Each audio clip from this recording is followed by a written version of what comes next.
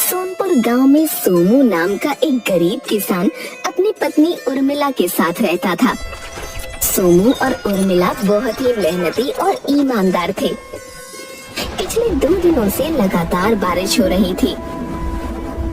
मुझे तो लगता है आज भी यह बारिश बंद नहीं होने वाली है।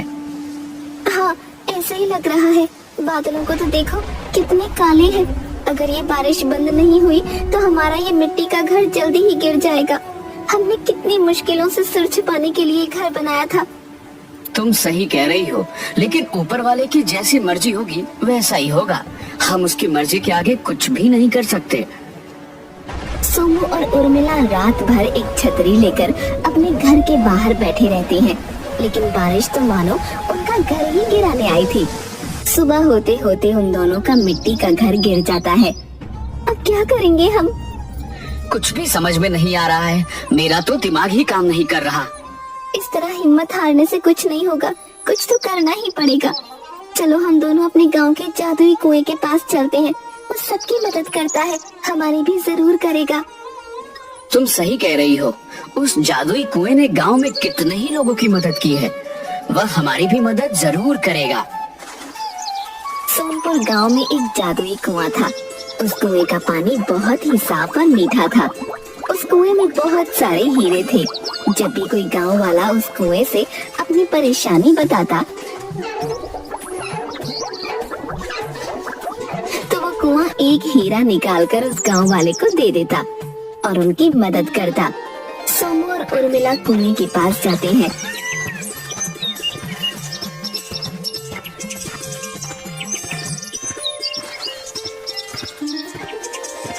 देखो तो इस कुएं का पानी कैसा चमक रहा है। जादुई कुएं, हम बड़ी उम्मीद लेकर आपके पास आए हैं। हमने बड़ी मेहनत से अपना एक छोटा सा मिट्टी का घर बनाया था ताकि हम सिर छुपा कर रह सके। लेकिन कल रात बारिश की वजह से हमारा वह मिट्टी का घर टूट गया। तुम गांव में सबकी मदद करते हो। हम बड़ी उम्मीद लेकर तुम्हारे पास आए हैं। तुम हमारी भी मदद कर दो। तुम दुखी मत हो सोमू। मैं जानता हूँ कि तुम दोनों बहुत ही मेहनती और ईमानदार हो। मुझे तुम्हारी मदद करके बहुत खुशी मिलेगी। अब तुम कुएं पर रखी बाल्टी को मेरे अंदर डालो और एक हीरा ले लो। सोमू और उर्मिला वैसा ही करते हैं।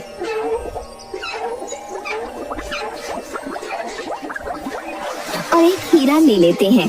दोनों हीरे को देखकर बहुत खुश होते हैं। जादुई कुएं, तुम्हारा बहुत बहुत शुक्रिया। तुमने इस मुश्किल समय में हमारी मदद की। हम तुम्हारा ये एहसान पूरी जिंदगी नहीं भूलेंगे। वो दोनों हीरा लेकर चल पड़ते हैं। गांव के लोगों की मदद करना कुएं को बहुत अच्छा लगता था और गांव वाले उस कुएं से बहुत प्यार करते थे। मैं सोच रहा हूँ कि इस हीरे को बेचने शहर चला जाऊँ। वहाँ मुझे इसके अच्छे पैसे मिल जाएंगे। तुम बिल्कुल ठीक सोच रहे हो। एक काम करो, शहर में तुम्हारे चाचा जी का बेटा रहता है ना, उसके घर चले जाओ। वो जरूर किसी अच्छी जगह पर इस हीरे का सौदा करवा देगा। मैं अभी निकल जाता हूँ ताकि कल सुबह तक हीरे का सौदा करके पैसे लेकर समय से वापस आ जाऊँ। ठीक है, तुम अभी शहर के लिए निकल जाओ। सोमू शहर में रहने वाले अपने चचेरे भाई नंदू के घर जाता है।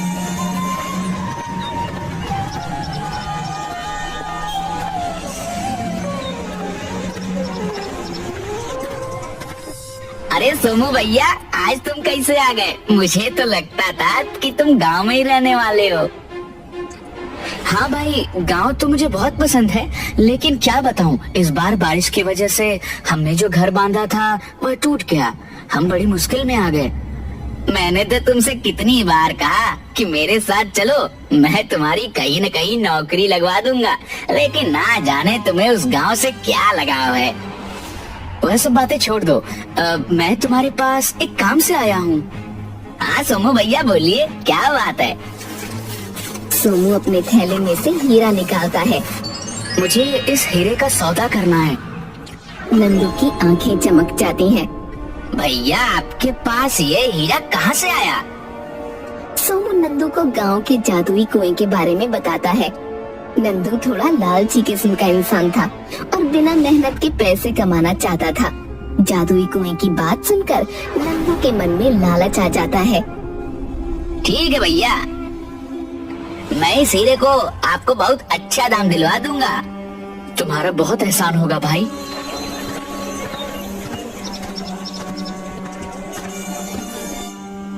नंदू सोमू को हीरे के अच्छे दाम दिलवा देता है और सोमू गांव के लिए वापस निकल पड़ता है। सोमू को देखकर आ गई तुम, हो गया हीरे का सौदा। हाँ, नंदू की वजह से हीरे के बहुत अच्छे दाम मिले मुझे। अब जल्दी से अपना घर बनवा लेते हैं। घर नहीं, पक्का घर बनवा लेती है। हीरे बेचकर जो पैसे मिले थे, सोमू उससे अपने लिए घर बनवाता है और बाकी के पैसों से वो अपने घर में ही एक छोटी सी दुकान खोल लेता है। सोमू खेतों में काम करता और उर्मिला दुकान संभालती। आज मैं खेतों से जल्दी वापस आ जाऊंगा और फिर हम जल्दी दुकान बंद करके जादुई कुएं को धन्यवाद बोलने चलेंगे। अगर जादुई कुएं ने समय पर हमारी मदद नहीं की होती तो न जाने हमारा क्या होता। वह जादुई कुआं गांव वालों के लिए वरदान है। वह हमेशा सबकी मदद करता है। तभी तो गांव के लोग भी कुएं को इतना प्यार करते हैं, उसका इतना ध्यान रखते हैं। घर के बाहर से किसी की आवाज आती है। सोमू भैया, सोमू भैया, कहाँ हैं आप? अरे नंदू, आओ आओ, कैसे हो भाई? बस भैया सब ठीक है, सोचा आपसे और भाभी से मिल लेता हूँ। बहुत अच्छा किया नंदू भैया, हमने तो आपको कितनी बार बुलाया। हाँ भाभी, क्या करूँ, समय नहीं मिलता। लेकिन इस बार सोमू भैया से मिलकर सोच ही लिया था कि गांव जाकर आऊंगा। नंदू, तुम्हारे साथ ये कौन है? भैया, ये मेरा बहुत अच्छा मित्र कुणाल है। यह शहर में ही मेरे साथ नौकरी करता है। फिर तो ये हमारे लिए तुम्हारे जैसा ही हुआ। जी भैया, आपने बिल्कुल सही कहा। अरे तुम लोग बैठकर बातें करो, मैं कुछ खाने को लाती हूँ। उर्मिला सबके लिए चाय नाश्ता लेकर आती है और वो तीनों बैठकर बातें कर रहे होते हैं।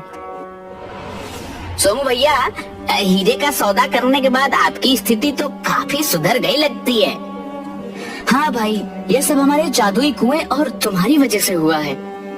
नहीं भैया, जादुई कुएं ने आपको हीरा नहीं दिया होता तो मैं क्या कर सकता था।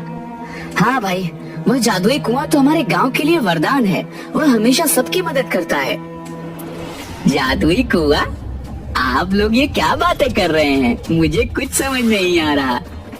हाँ दोस्त, इस गांव में एक जादुई कुआं है जिसमें बहुत सारे हीरे हैं। अगर कोई गांव वाला अपनी परेशानी लेकर कुएं के पास जाता है तो वह कुआं उसकी मदद के लिए एक हीरा निकाल कर देता है। यह क्या बकवास कर रहे हो तुम? मैं नहीं मानता इन बातों को। मैं सही कह रहा हूँ दोस्त, यकीन नहीं हो तो सोमू भैया से पूछ लो। हाँ कुणाल, नंदू सही कह रहा है। वह कुआं हमारे गांव के लिए वरदान है। वह हमेशा हम गांव वालों की मदद करता आया है। ये सब अंधविश्वास मैं नहीं मानता। भैया, क्या आप हमें वह कुआं दिखा सकते हैं? क्योंकि मुझे नहीं लगता कि कुणाल बिना कुएं को देखे हमारी बात पर यकीन करेगा। बोला सोमू नंदू और कुणाल की बातों में आ जाता है और उन्हें लेकर वो जादुई कुएं के पास जाता है।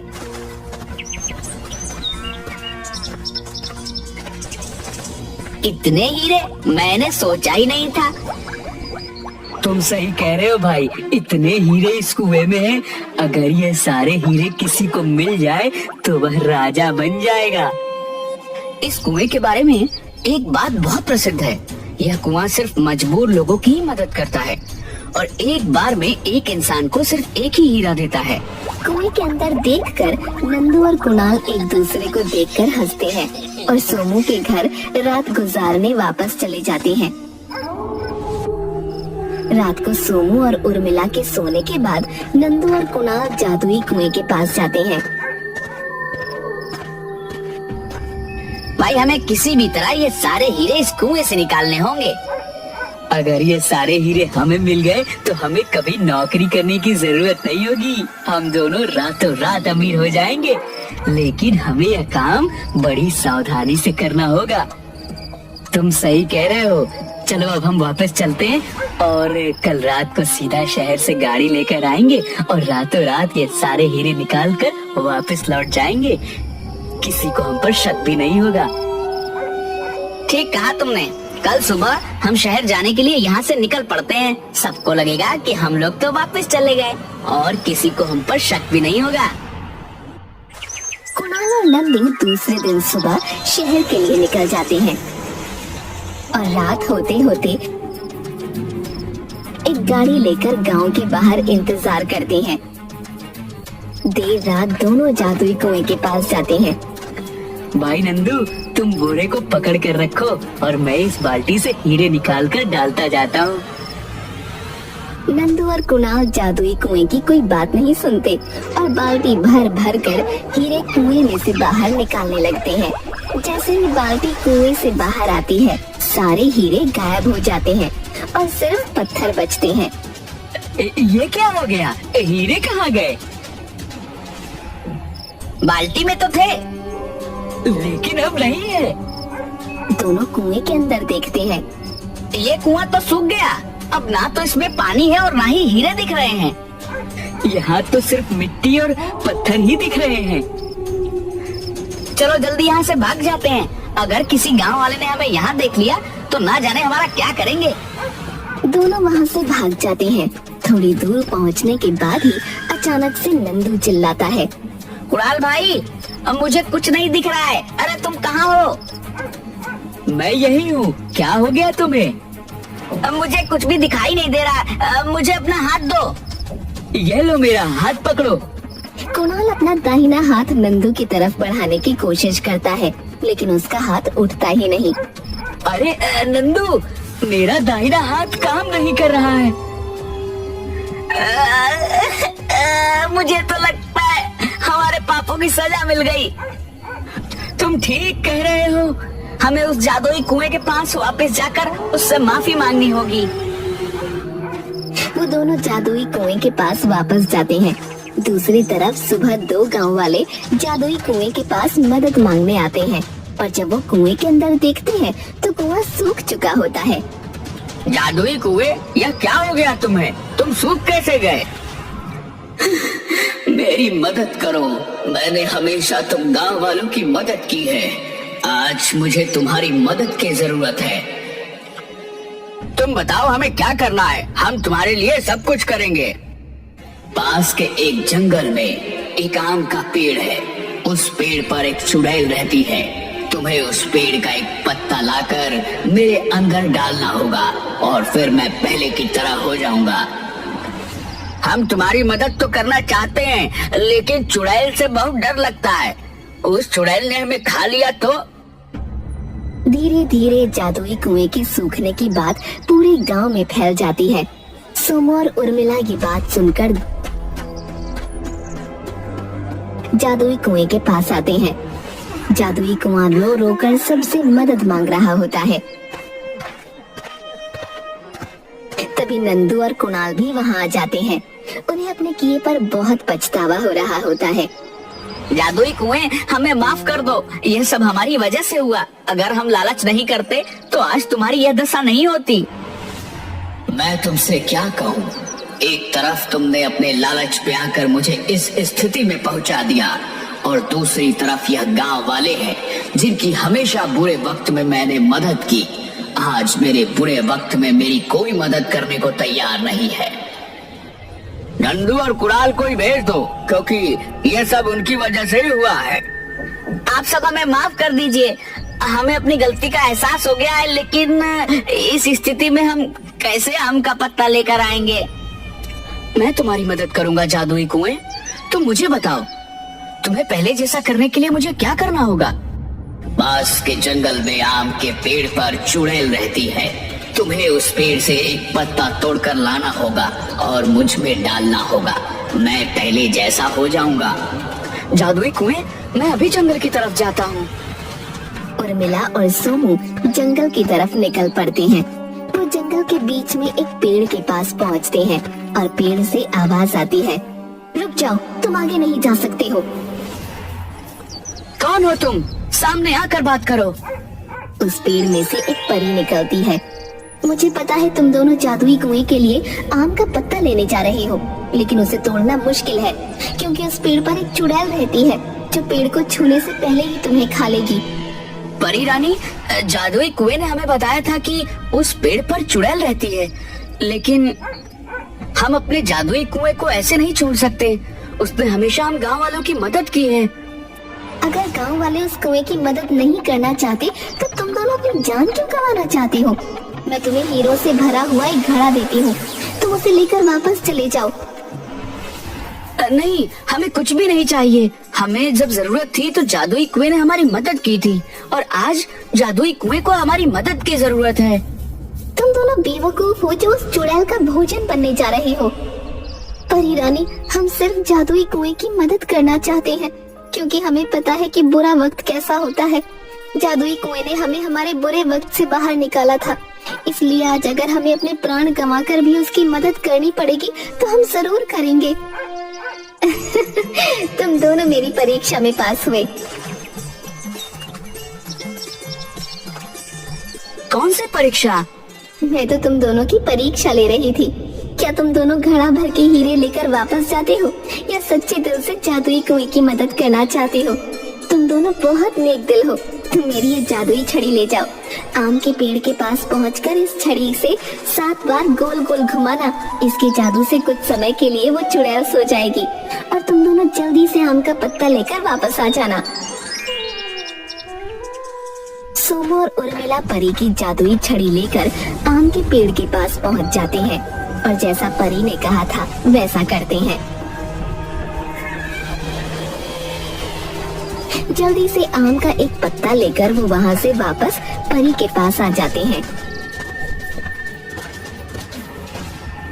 परी रानी, आपका बहुत बहुत शुक्रिया। आपने हमारी मदद की। यह लीजिए आपकी जादुई छड़ी। शुक्रिया तो मुझे तुम दोनों का करना चाहिए। वो जादुई कुआं मेरी बहन सोन परी है, जिसे एक जादूगर ने बहुत सालों पहले उसकी शक्तियों के साथ उसे कुएं में कैद कर दिया था। और उस जादूगर के जादू को खत्म करने के लिए जब मैंने कोशिश की तो उसने मुझे इस पेड़ में कैद कर दिया। बहुत सालों की तपस्या के बाद मुझे और मेरी बहन को एक योगी ने आशीर्वाद दिया कि जब कोई सच्चा मनुष्य निस्वार्थ भाव से हमारी मदद करने आएगा तब हम दोनों इस कैद से आजाद हो जाएंगी।